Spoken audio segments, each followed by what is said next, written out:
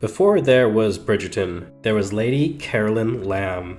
Lady Caroline was a beautiful and envied high society woman who ended up having one of the most disastrous affairs in history and even becoming a social outcast. When Lady Caroline met the famous Lord Byron, their affair started off well enough, but it would end ruinously. After Lord Byron cruelly left Lady Caroline, she would send him a present in the mail. When he opened it, he was horrified, and his blood would run cold. But more on this later on. Lady Caroline Lamb, originally known as Caroline Ponsonby, was born on November 13th, 1785. She was the only daughter of Frederick and Henrietta Ponsonby, the Earl and Countess of Bessborough. As a child, she had a very frail disposition and even nearly perished from an illness involving worms.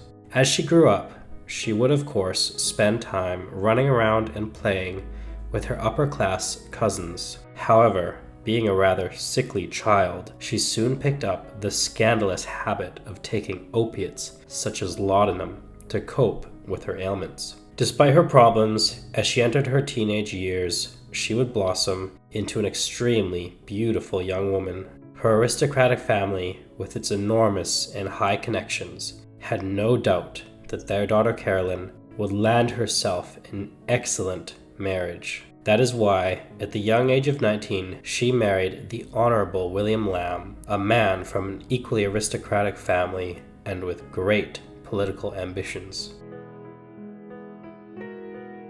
The marriage was a happy one, with both partners liking one another. However, little did she know, but her mother-in-law despised her from the very beginning. Things started off well, but that would soon change. Caroline became pregnant shortly after the wedding, but sadly, the child would be stillborn. This event was very hard on the young couple.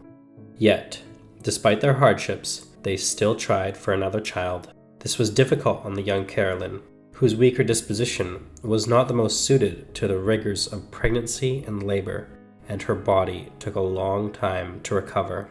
They finally gave birth to a son named George in 1807, as well as a premature daughter in 1809, who died very quickly. Unfortunately for Caroline, these pregnancies took a heavy ordeal on her body, leaving her severely weakened. Things did not become easier when the couple realized that their son George unfortunately had mental disabilities, causing them significant distress. Not wanting to send her son to an institution, which was common practice in this era, Lady Caroline kindly insisted on caring for her son at home, a decision which would put stress on her marriage.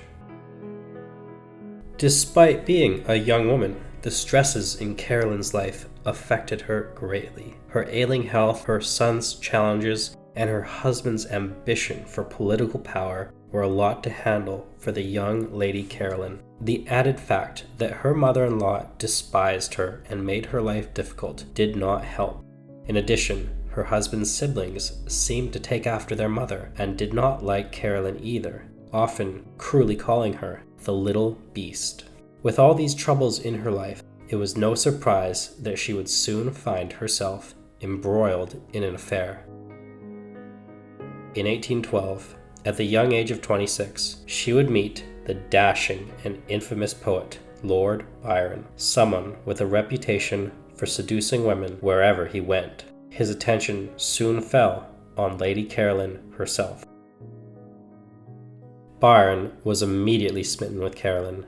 However, at first, she ignored his advances, calling Byron mad, bad, and dangerous to know. Despite this, her attitude would change after reading some of his poetry, and she reached out to him with a letter. In response, Byron went straight for her, visiting her in person, and within a few days, their affair was in full swing.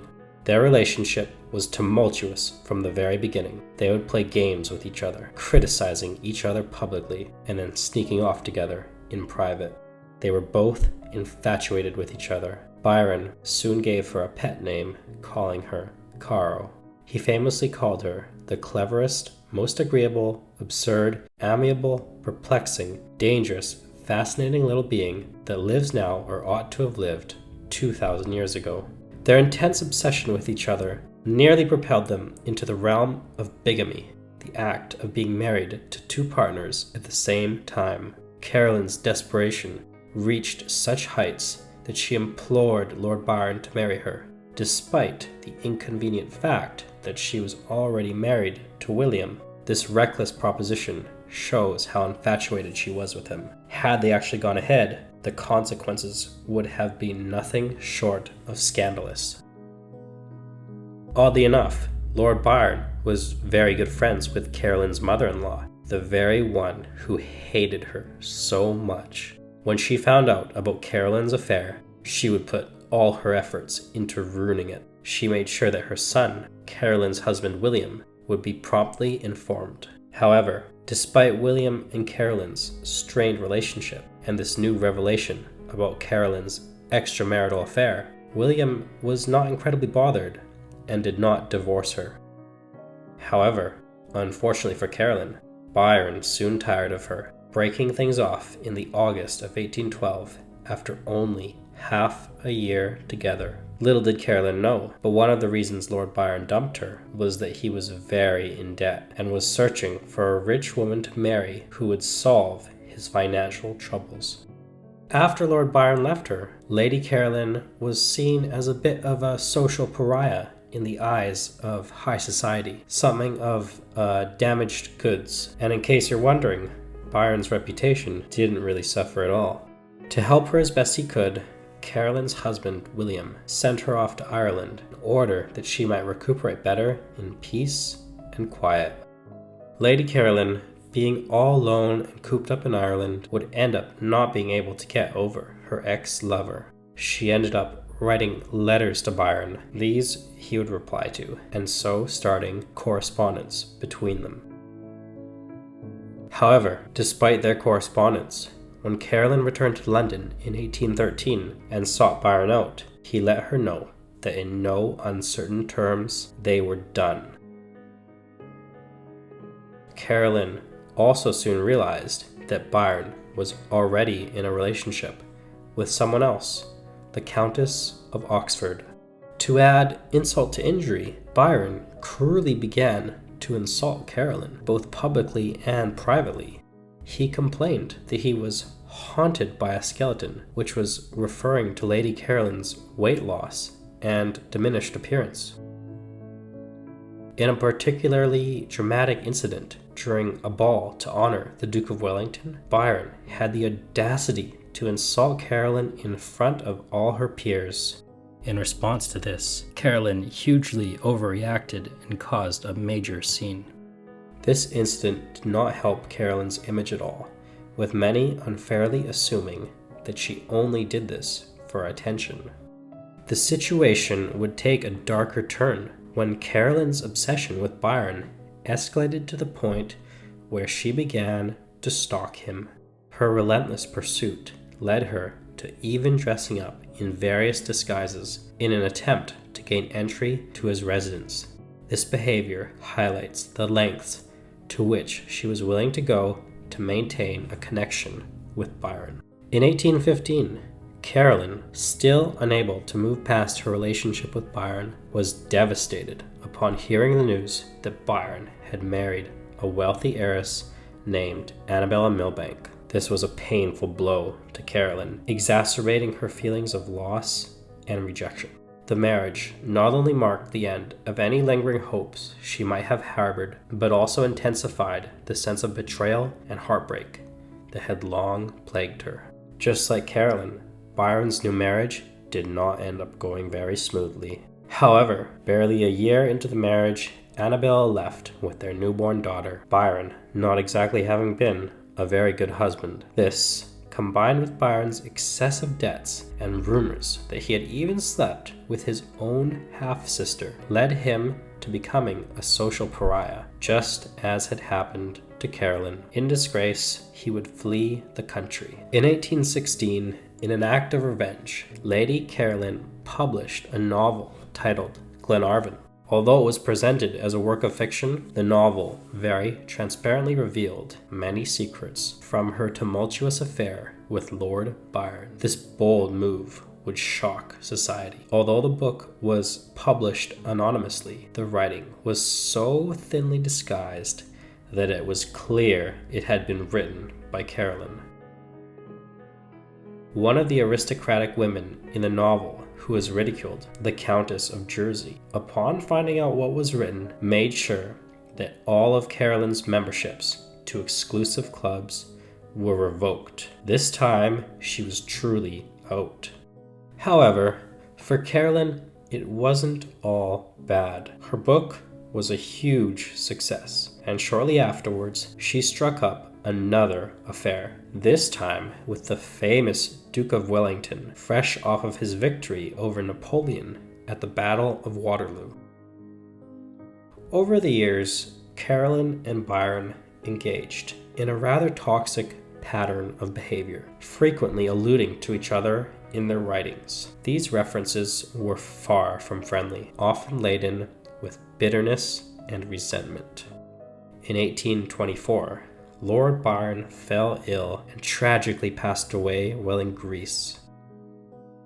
The news of his death was devastating for Carolyn, and she reportedly fell ill herself upon learning of his demise. During Byron's funeral procession, her distress overwhelmed her, and she collapsed dramatically in public. Byron's death seemed to be the final straw for Carolyn's well-being. Her behavior would become erratic. She would have fits of rage and break things, or ride her horse crazily around town. She even stopped caring about her appearance, showing up to engagements entirely messy and unkempt. Throughout all this drama, Carolyn's husband William still remained by her side, refusing his family's wishes that he divorce his wife and leave her for good.